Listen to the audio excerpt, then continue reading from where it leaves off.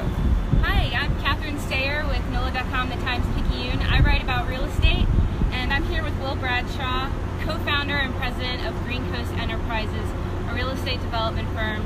We're on the rooftop right now of 234 Loyola Avenue, the Pythian Building. Green Coast just finished a $44 million renovation of the building, so welcome, and why don't you tell us a little bit about how the project got started? Thank you so much for having me, Catherine. We're really pleased to be wrapping up this development now with our co-developers, ERG Enterprises and the Crescent City Community Land Trust. We started this project really 5 years ago. We were looking for a building where we could do a renovation that would fit into actually a project that we morphed away from. And we ended up doing something a little different and put together this development team, our partners with Landis Construction and Studio WTA Architecture, who were really the rest of the construction team. And what we've been trying to do is provide the first permanently affordable rental housing in New Orleans, a mixed-use building that really restores this incredible community asset that we think is really an example of the very best of ourselves. This building was built in 1908 by an organization called the Colored Knights of Memphis. That organization was an entity that was chartered by Congress during the Civil War at the behest of President Lincoln to heal the discord that was being caused by the war. It became an all-African American sort of social support organization in the city after the war.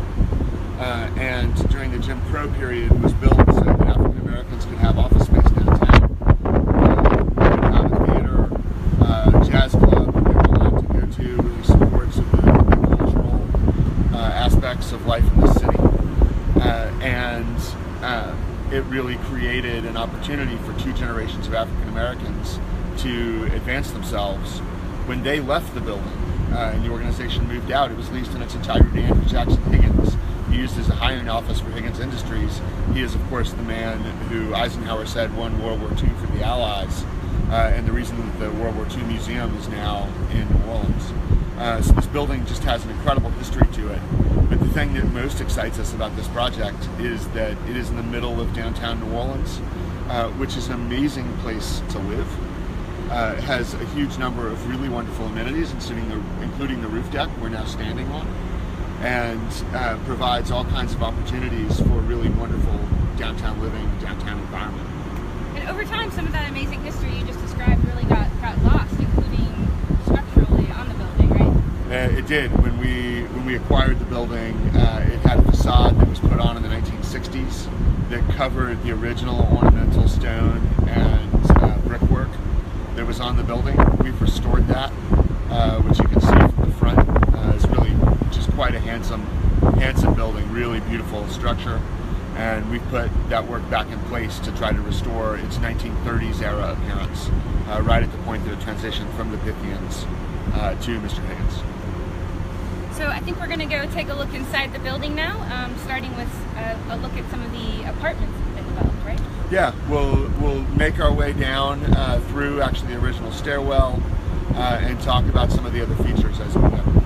So we're going to do it. Okay, just give you guys a little view of the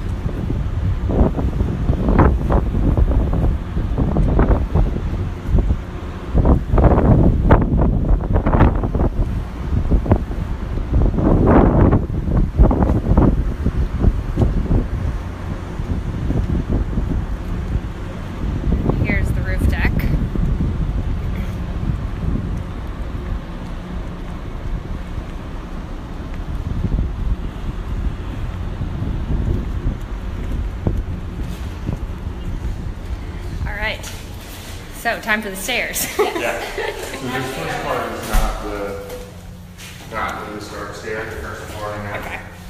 How far are we going? Bring it down to 4, or we can stop at 9 and go in another unit. Should we go to 4? Yeah. Okay. All right. So bear with us as we walk down the stairs, everybody. So you started the project 5 years ago. Yes. What took so long?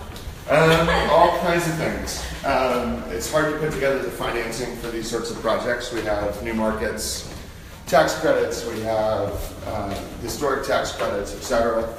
With the historics, there was about a 2-year process to get the building placed on the National Register.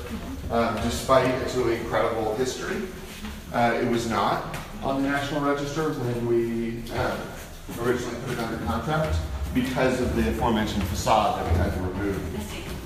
And you can see as we're going down, this stairwell is actually original to the 1908-1909 building. We worked extensively with our architect and with the kind of planning and zoning infrastructure in the city to keep it, because we think it's just really a unique and lovely aspect of this building. We also really love the plaster in here, so we restored the original plaster walls in this stairwell, which was really nice, what we think is a really nice touch. That's a lot of attention to detail there. You know, that's one of the things we've tried to do, and we think this building deserves it, for sure. One of the things you could also see while we were up on the rooftop is all of the great adjacencies to this building. So the Superdome is about a 5-minute walk. The Smoothie King Center is about 7 minutes away. The theaters right there in the corner of the canal at the edge of the French Quarter are about 2 minutes on foot. There are about 600 restaurants you can walk to in the French Quarter downtown. So there's any number of really amazing things to do. We're also across the street from Duncan Plaza, which is in the process of being redeveloped to become really one of the centerpieces of the downtown park system.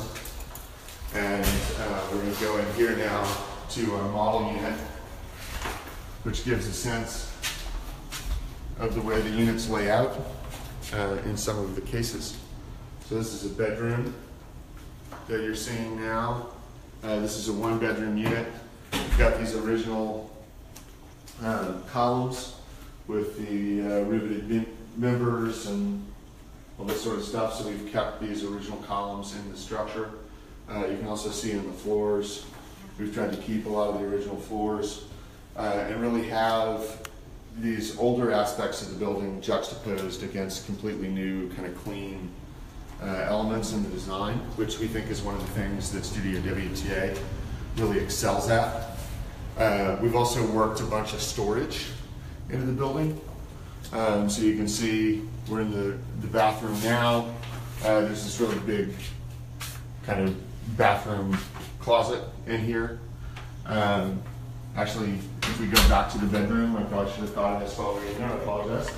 But there's a huge closet in this unit, which is true with almost all the units. So you've got this enormous walk-in closet, which, you know, you have this very old unit in a very old building with all kinds of rich history, but it's been developed in a way to really create a lot of modern amenities and really take care of the sorts of things that people will need with their lifestyles today. And these were vacant offices when you first purchased the building? Yeah, the building hadn't been in use for a long time. Its last productive use was as offices and a bank. But it had not been used for 10 or 15 years when we purchased it. Nice view? Yes. So you're looking out over Duncan Plaza, downtown. The public library is across the street. You're right on the streetcar line on Loyola. You know, you can just get to so much stuff from right here. All the downtown jobs are in walking distance. The hospital's in walking distance. And one of the things that we have really focused on, not just in this project, but in all of our projects, is trying to make sure that we are very multimodal friendly for all kinds of transportation options. So we're on the streetcar, as I already mentioned. You can walk to a bunch of stuff. And then we have really tried to create a number of bike amenities in this building. So we have the first bike shower in the city of New Orleans, which is exactly what it sounds like. You can ride your bike to this building, you can roll it into a room, hose your bike down, and then put it in public bike storage next door. We've also worked And that's for anyone? For anyone. But it'll primarily be focused on users of the building, although we'd also love for So like NOLA social rides to start in the market once they open or finish in the market, and people could clean off their bikes, park it, go have a drink, grab some food, whatever. So we're hoping that we'll have some attraction to things like that. We've also worked with Port Street Woodworks, and we don't have these yet, they'll be installed soon, but they have helped us design a bike hanger for all the apartments that actually functions as a bookshelf if you don't have a bike on it. So every unit will have a sort of specially designed spot where you can hang your bike in the hall or in one of the rooms that keeps it as much out of the way as possible. Bikes actually turn out to be pretty big things. They're hard to put in relatively small spaces. So we have 4, and we built an entire shed at my house to try to store them. So we've been a little smarter about it here.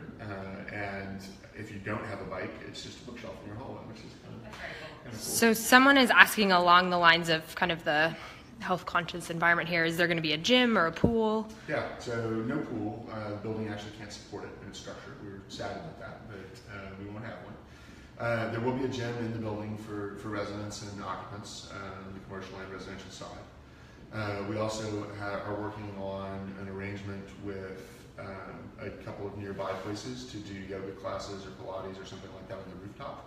And we're designing our rooftop to allow for that once we have our furniture in place and whatnot. That we have a physical therapy clinic that's in the building and a doctor's office in the building, Access Health Louisiana.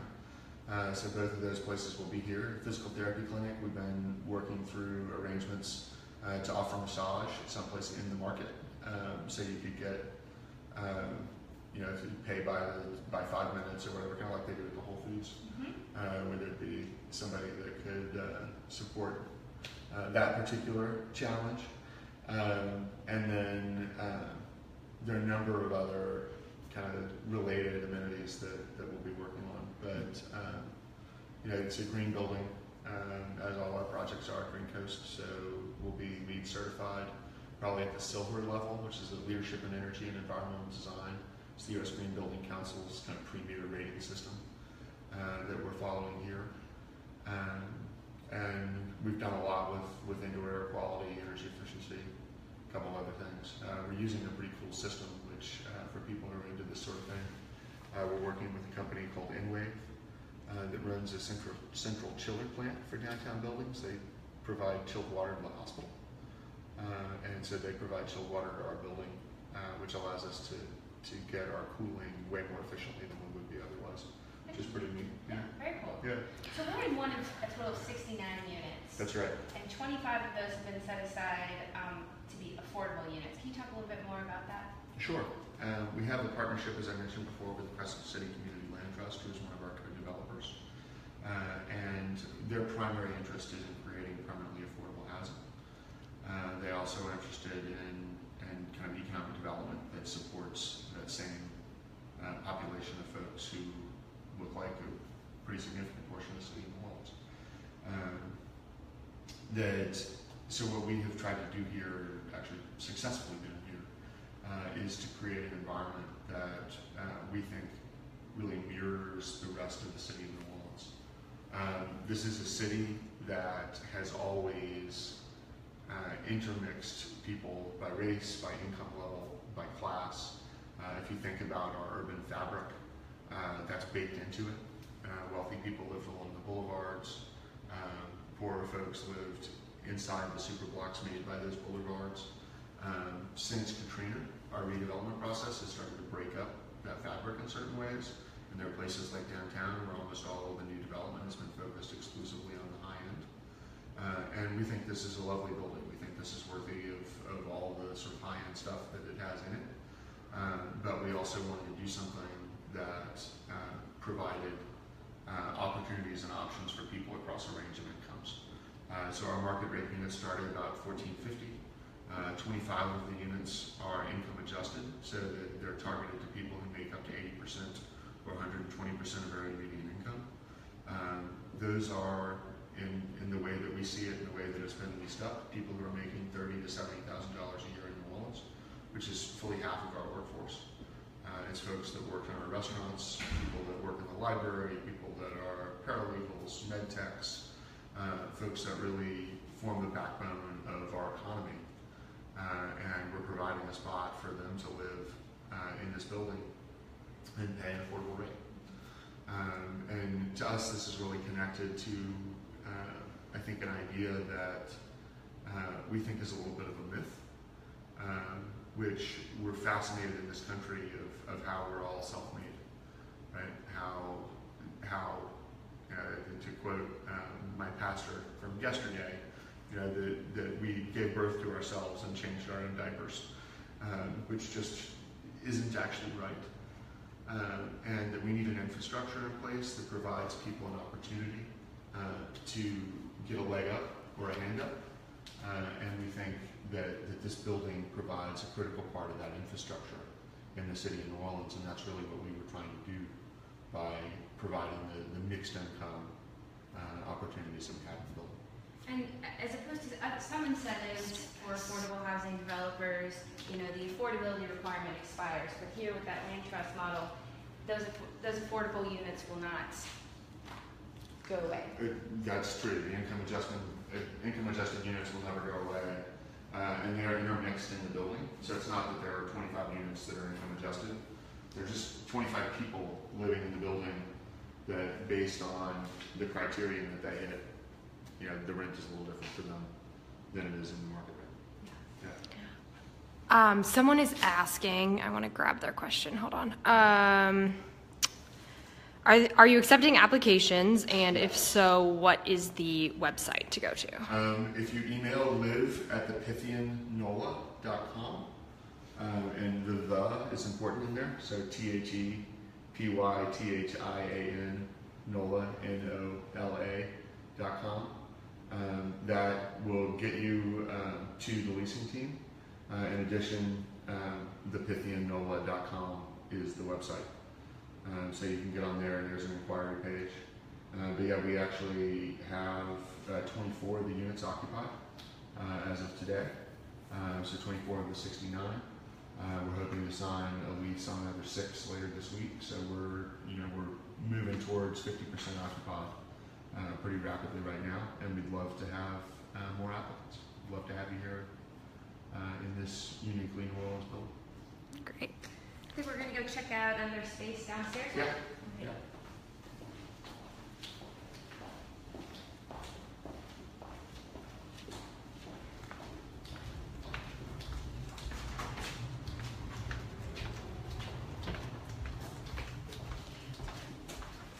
So what do you call the floor we're headed to now? So the floor we're headed to now will be part of the Pythian Market, which will have 3 components to it. One of them is we'll have a series of restaurant and food retailers. And so there'll be 18 different stalls. They'll be offering all kinds of food and beverage options. Really interesting, relatively new approach to food retail in the city.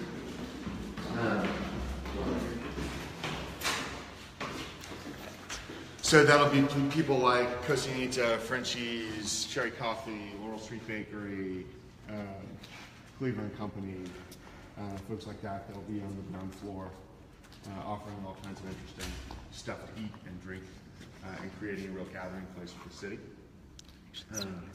Different part of the Pythian Market will be the Pythian Garden, which is the former jazz club that used to be on the rooftop. We'll be reopening that on the mezzanine. It will also have access to this space for special events.